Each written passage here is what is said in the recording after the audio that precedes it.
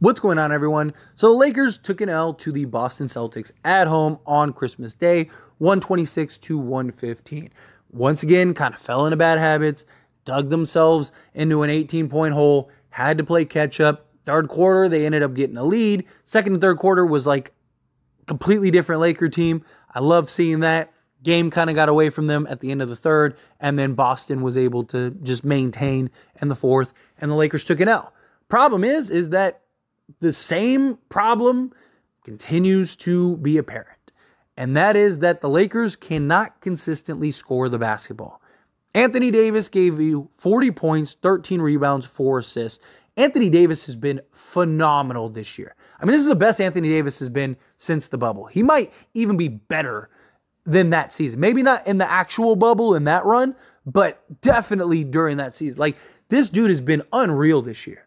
Like, basically start to finish. He's had a game here and there that have been rough, but for the most part, Anthony Davis has been just A1. The dude's playing like 40 minutes a game. Played 42 minutes against the Thunder. Played 40 minutes against the Celtics. I don't know how much that is going to be sustainable over the course of the season. You have AD playing 40 minutes a game. This dude's going to get burnt out by the time you get to the playoffs. But the Lakers don't really have a choice, right? All of the offense is on LeBron James and Anthony Davis. All of it. You have nobody else that is consistent outside of maybe Taurean Prince. Taurean Prince has been extremely consistent knocking down the three ball. But that's like what he's supposed to just be, the 3-and-D guy. He's not supposed to be our go-to scorer. Taurean Prince was the second leading scorer. LeBron James had an off game. He wasn't very good, especially by his standards. And we couldn't rely on anyone else. You had LeBron James provide 16 points, 9 rebounds, 8 assists, and Prince was 17. Outside of that, our next leading scorer was Rui with 12, and he was 2-9 from 3. We don't have anybody that we can rely on game in and game out that can go get a bucket. Almost everyone on this team has to be set up, right? Including AD. AD is not a guy that can just bring the ball up and just go get a bucket, right? You have to get him in his position or even have him get the ball at the top of the key, initiate, right? Like, he's not a guy that can just go coast to coast and just completely just generate his own bucket, right? LeBron James, his shot has been much better this season, right? But he's also one of those guys like, let me just put my head down and get to the basket. Outside of that, right, like Rui needs setup. Vando and Reddish are just unreliable corner three-point shooters that you hope can hit one or two of them throughout the course of the game or be lob threats and backdoor cutters. All right, Hayes, I mean, the guy, I don't even know if he should be playing anymore. You have Christian Wood, who again, he's completely fallen out of the rotation, but even if he was in the rotation, he needs a guy that needs to be set up, right? Reeves and D'Lo, they can go get their own buckets, but they're not these like great gifted natural scorers, right? They have to work for their offense, especially Reeves, right? Reeves can't just shoot over the top or just blow by his defender. Same thing with D'Lo. He can't really just shoot over the top, blow by his defender. They are guys that need to kind of be methodical, kind of get into the teeth of the defense, kind of create space, right? And then knock down the shot. Or they're, spot up, LeBron's creating, kicking it out. We don't have anybody that you can just give the ball to and go to work. Great example was this Celtics game, right? Celtics went in a little slump. They were struggling scoring the basketball after the hot start. Just give the ball to Porzingis, right? Let him go to work down in the post, right? Okay. That's not working. Porzingis, he's starting to miss some shots. All right, what do? Give the ball to Jason Tatum. Give the ball to Jaylen Brown. Let him ISO and just go generate a bucket. We don't have anyone that we can really do that. Not on a consistent, regular basis. Reeves was 4-9 from the field, 2-3 from 3, 11 points, 6 rebounds, 3 assists. That'd be solid if you're our 4th, 5th guy, right? D'Lo, he only played 18 minutes. And in 18 minutes, he gave us 8 points and 6 assists. In 18 minutes, that's great. But again, like, who else are we relying on? our bench are three guys that are supposed to be our main scorers outside of LeBron James and Anthony Davis. All three of those guys combined for 31 points. We don't have a consistent, reliable go-to scorer. Even D'Lo and Reeves are inconsistent at times. Even when Reeves had his stretch where he scored like 20 points in like 6 of 7 games or something, or 5 of 6 games, whatever it was. But if you watch those games, like he was knocking down open threes or he was working hard to go generate a bucket. Right? And it's good that Reeves can hit difficult shots and generate some type of offense at times. But if Reeves is basically your second or third offensive guy, he just hasn't shown the ability to consistently provide that. He is our worst defensive guy. Like a lot of people get on D'Angelo Russell and his defense. He's actually been one of our better defenders this year. Right? Jared Vanderbilt hasn't played enough of a sample size to like really critique him one way or the other. Cam Reddish has been our best on-ball defender. Obviously, Anthony Davis is the best defender. Prince has been serviceable. And then it's D'Lo. D'Lo is above league average this year, and he's been one of the better defensive guards in the league this year. I know fans don't like to think that. I know fans like to get on his helmet, but at least he's trying on the defensive side. And he's been solid again. But we don't like... The problem is that our guards, as liability defensively as they are, don't generate enough offense to offset that, right? If Reeves is giving up 25 and he's scoring 11, then he's not helping win the game. He's a negative.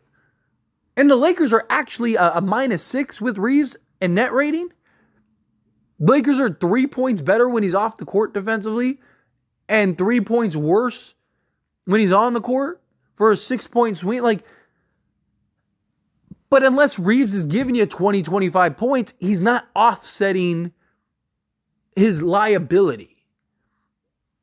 D'Lo, he's been serviceable enough defensively, right? But again, he's not generating enough consistent offense to go. Well, now he's not getting the minutes, but even when he was getting the minutes, he wasn't generating the offense.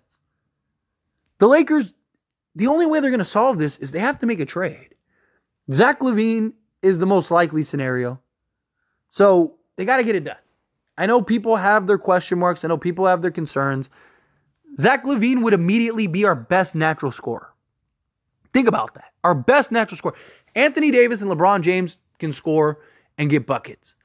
But like I mentioned earlier, Anthony Davis needs setup. LeBron James is more of a let me put my head down and get to the basket type guy. Zach LaVine is a guy that you could just like Celtics did with Jason Tatum and Jaylen Brown, you can get offensive stagnant, give the ball to Zach LaVine.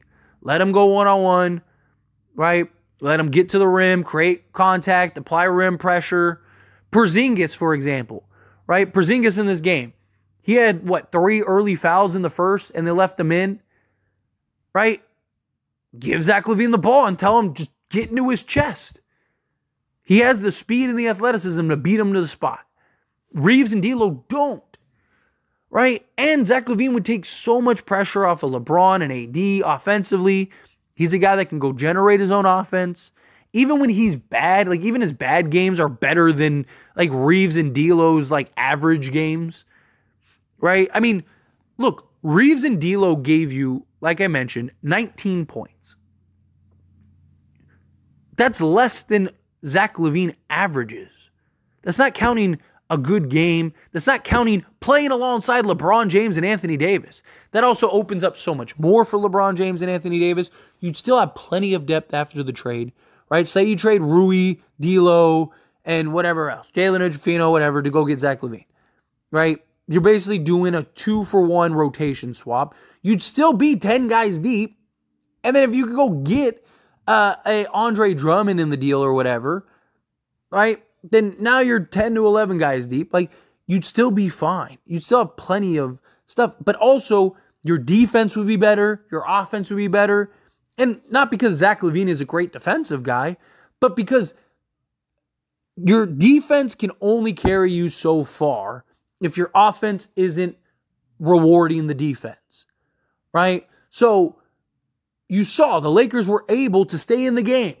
And then they had that defensive collapse because they're tired of having to work twice as hard because their offense isn't coming through, that they have this collapse, and then the Celtics go on an extended run, and then the game's over.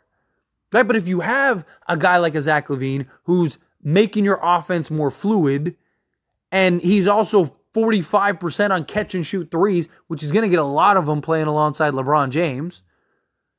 Also, teams aren't worried about D'Lo and Reeves. Teams are okay with letting them go one-on-one. If you do that with Zach LaVine, he's going to torch you. The guy scored 50 this year. This guy has multiple 50-point games. This guy scores 30 like every other game. Right? Like, this is a guy that can just go put the ball in the hoop. I'm not saying he's the cure-all, but he solves like 70% of our problems. The Lakers got to get Zach LaVine. They got to. If they don't, I don't know how they solve their offensive woes. Because going and getting, even if you get a slight upgrade from D'Lo, right? You know, say a guy that give you 15 consistently rather than 8 or 10 or whatever, right? Like, even then, like, that's not enough because we don't have somebody. You need somebody that can go and give you 20, 25, 30 on a regular basis. And even a bad game for them, they're going to give you at least 15, right? That's what Zach LaVine would do. Lakers have offensive struggles and offensive issues, and they got to correct it. But anyway, as always, this is a discussion, so I pass the question on you. Let me know your thoughts and opinions down in the comments below. What do you think? Do you agree with me? Do you feel the same way? However you feel, whatever your thoughts are, I love to hear it. So let me know down in the comments below. That being said, if you haven't liked this video, hit that like button. Helps me out a lot. Lets me know you enjoy these types of videos, and I truly appreciate it. If you're not subscribed to the channel, hit that subscribe button. Turn on the bell notifications. Appreciate you all. See you in the next one. Thank you.